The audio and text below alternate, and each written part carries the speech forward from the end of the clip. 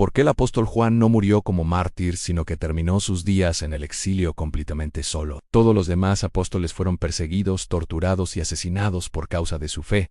Pedro fue crucificado o Pablo decapitado, Santiago muerto a espada, Tomás atravesado por lanzas. Pero Juan no murió así. Y esa diferencia no es casualidad, es uno de los misterios más profundos del Nuevo Testamento.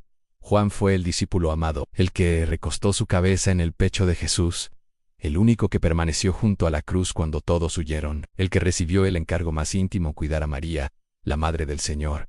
Y aún así, su final no fue glorioso a los ojos humanos. Fue largo, solitario y marcado por el destierro. La tradición y la historia coinciden en algo impactante. Juan fue perseguido, intentaron matarlo, pero no pudieron. Según antiguos relatos cristianos, fue arrojado a una tina de aceite hirviendo en Roma, y milagrosamente sobrevivió. El imperio no sabía qué hacer con un hombre que no moría. Así que tomaron otra decisión: aislarlo, silenciarlo, borrarlo del mapa. Fue enviado a la isla de Patmos. Patmos no era un retiro espiritual, era una colonia penal, un lugar árido, rocoso, sin comodidades, reservado para criminales peligrosos y enemigos del Estado.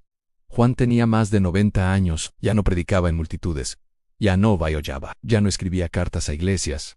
Estaba solo, o eso parecía. Aquí aparece la gran pregunta: ¿por qué Dios permitió que el último apóstol terminara así? ¿Por qué no lo llevó al cielo como a Enoc? ¿Por qué no le dio una muerte rápida y honorable? ¿Por qué dejar vivo al último testigo directo de Jesús para encerrarlo en una isla olvidada? Muchos pensarían que fue el final de su ministerio, que Juan ya no tenía nada más que ofrecer, que su historia estaba terminada. Pero en el reino de Dios, el silencio nunca significa abandono, y el aislamiento nunca es el final. De hecho, fue en Patmos, en la soledad, en el exilio, en el aparente olvido, donde Juan recibiría la revelación más grande jamás dada a un ser humano. Una revelación que no solo marcaría el final de su vida, sino el destino del mundo entero. Pero antes de llegar a eso, necesitamos entender algo clave. Juan no fue preservado para vivir más. Fue preservado para ver más. Su final no fue un castigo. Fue una preparación. Y lo que Dios iba a mostrarle cambiaría para siempre la forma en que entendemos el tiempo, la historia, el mal, el bien y el regreso de Cristo. Juan no estaba en Patmos por casualidad. Él mismo lo declara claramente en Apocalipsis 1:9. Yo, Juan, vuestro hermano y copartícipe vuestro en la tribulación. Estaba en la isla llamada Patmos por causa de la palabra de Dios y el testimonio de Jesucristo. No fue exiliado por delitos comunes. Fue exiliado por ser fiel. Aquí aparece una verdad poderosa. Dios no siempre libra a sus siervos del sufrimiento, pero sí les da propósito dentro de él. Juan no murió joven ni en una cruz. Vivió lo suficiente para ver morir a todos los demás apóstoles, para ver crecer la iglesia, para ver surgir herejías, persecuciones y falsas doctrinas. Su larga vida tenía una razón. Juan fue el último testigo ocular de Jesús, el último que escuchó su voz en carne, el último que caminó con él. Dios lo preservó porque su memoria no podía apagarse todavía. Mientras otros morían proclamando el Evangelio, Juan debía permanecer para cerrar el círculo de la revelación. Muchos se preguntan por qué Juan fue el elegido para recibir el Apocalipsis. La respuesta no está solo en su longevidad, sino en su carácter. Juan era conocido por algo muy específico en el amor. Sus cartas repiten una y otra vez: amados hijitos, el que ama conoce a Dios. El mismo hombre que escribió sobre el amor fue el que recibió la revelación del juicio. Esto no es contradicción, es equilibrio divino. Dios confió la visión del fin del mundo a alguien que entendía profundamente el corazón de Cristo. Juan no describió el juicio con odio, sino con reverencia. No escribió para asustar, sino para advertir y preparar a la iglesia. El exilio en Patmos no fue un castigo, fue un retiro forzado para escuchar. Sin multitudes, sin distracciones, sin aplausos. Solo Dios y Juan. A veces, Dios tiene que alejarnos de todo para mostrarnos algo eterno. En Patmos, Juan escuchó una voz como de trompeta. No fue un susurro cualquiera. Fue la voz del Cristo glorificado. Ya no el Jesús sufriente, sino el Rey resucitado. Juan cayó como muerto. El mismo discípulo que se recostó en su pecho, ahora no podía sostener su presencia. Esto muestra algo profundo. La intimidad pasada no elimina la reverencia presente. Dios permitió que Juan viviera hasta viejo porque la iglesia necesitaba esperanza en medio de la persecución. El Apocalipsis no fue escrito para generar miedo, sino para afirmar que, aunque el mal avance, Cristo sigue reinando. Juan fue el mensajero de esa verdad. Y aquí está el punto clave. Juan sobrevivió al Imperio Romano, no porque Roma fuera débil, sino porque Dios aún no había terminado de hablar. Cuando Dios quiere revelar algo grande, muchas veces escoge el silencio, el aislamiento y la espera. Juan no murió joven, pero tampoco murió olvidado. Su final terrenal parecía insignificante, pero su legado es eterno.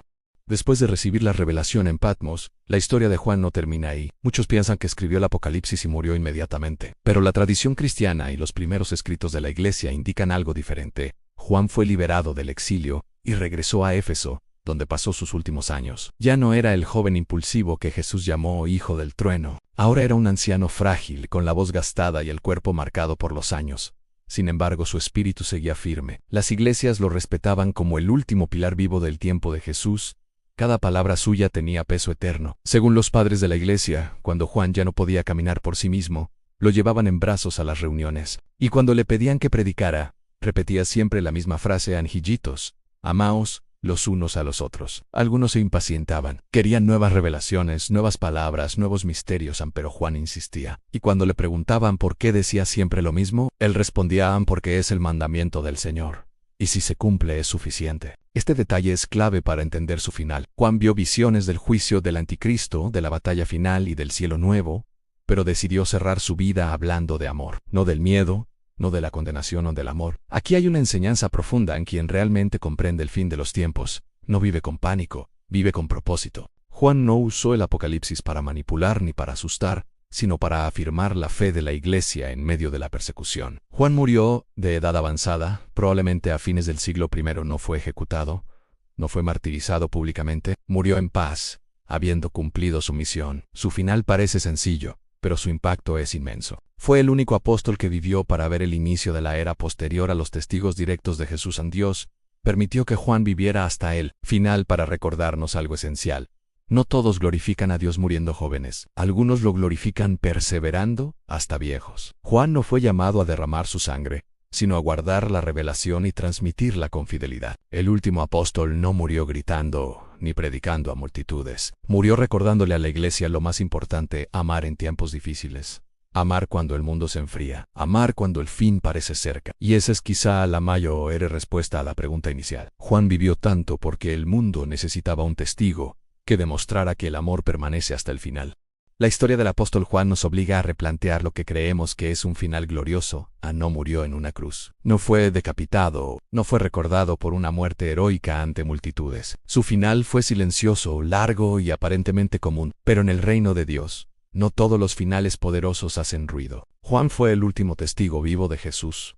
El único que pudo decir: yo lo vi nacer la iglesia, y también vi cómo el mundo se oscurecía. Dios permitió que Juan viviera más que todos, porque su misión no era morir pronto, sino permanecer fiel cuando todos los demás ya no estaban. A veces, la prueba más difícil no es morir por Cristo, sino vivir para Él durante décadas sin perder la fe. El exilio en Patmos parecía el final, pero fue el comienzo de la revelación. Allí, cuando el mundo lo olvidó, Dios le mostró el cielo abierto. Cuando Roma lo silenció, Cristo le habló con voz de trueno. Cuando estaba solo, recibió el mensaje que cerraría la Biblia y abriría la esperanza eterna. Jesús reina, el mal no triunfará, y el final ya está escrito. Después del Apocalipsis, Juan volvió al anonimato. No fundó imperios, no buscó reconocimiento, solo repitió lo esencial: amaos los unos a los otros. Es impactante pensar que el hombre que vio el juicio final eligió terminar su vida recordando el amor. Eso nos revela algo profundo.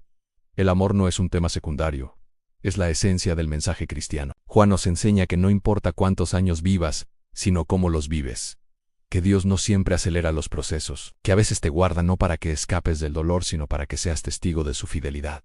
Juan vio morir a todos, vio caer imperios, vio persecuciones, y aún así, nunca dejó de creer. Tal vez hoy tú te sientes como Juan en Patmos, aislado, olvidado, lejos de lo que soñaste. Tal vez pensaste que Dios ya terminó contigo, pero la historia de Juan grita lo contrario. Cuando Dios te aparta, no siempre te está quitando, muchas veces te está preparando. Juan no murió joven, pero murió lleno. No murió famoso, pero murió fiel. No murió en una cruz, pero dejó escrita la victoria final de Cristo. Y su historia nos deja una verdad eterna. El que permanece hasta el final, verá la gloria de Dios. Si este mensaje habló a tu corazón, no lo dejes pasar. Suscríbete, quédate conmigo y sigamos desentrañando juntos las historias bíblicas que no solo informan, transforman, porque aún hay verdades ocultas, mensajes olvidados y revelaciones que necesitan ser contadas. Y lo mejor, esto recién comienza.